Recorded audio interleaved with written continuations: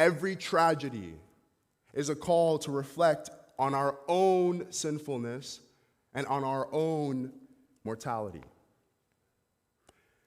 The tragedy the people bring up is the massacre of some Jews in Galilee by Pilate, the Roman governor, the same Pontius Pilate who would authorize the crucifixion of Christ.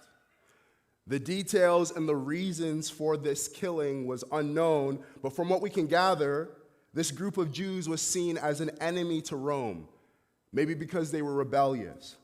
And so Pilate has them executed. And apparently this murder happens while these Galileans are in the temple offering animal sacrifices to God, so that the blood of the lamb sacrifice mixes with the blood of the slain. Talk about brutality. Talk about an utter disregard for the Jews' worship of God. This would have been seen as an atrocity, something that was so unthinkable for victims to die in this sort of way. And it would have evoked the same type of disgust, the same type of outrage you and I feel when we hear of the activity of terrorist cells like ISIS or Boko Haram. Just truly, truly heinous.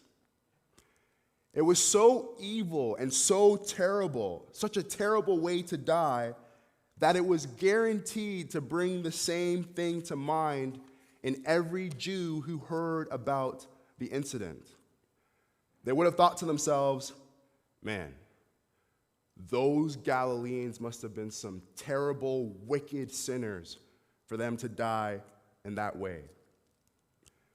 You see, ingrained in the Jewish mind was this idea of retributive justice. Bad things only happen to bad people as punishment for their bad deeds. You remember, this is how Job's friends thought. You can read it in Job 4, 7-9. They basically say to Job, Job, righteous people don't suffer and perish. That only happens to evil people. You must have sinned. That's the reason why all these calamities are coming upon you. You need to repent. God is punishing you. You remember, this is the same sort of thinking the disciples had. John 9, verse 2, when they come across a blind man, their instant question to Jesus was, Rabbi, who sinned, this man or his parents, that he was born blind? It was a foregone conclusion to them that this man's blindness was a form of punishment for sin, either his sins or the sins of his parents. You see, Jesus knew this was the sort of thing that people were thinking here in Luke 13. And you can tell this by his response in verse 2. Look at it.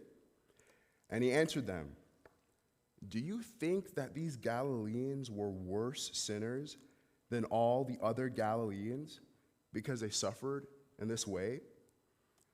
Jesus knew how the people reasoned.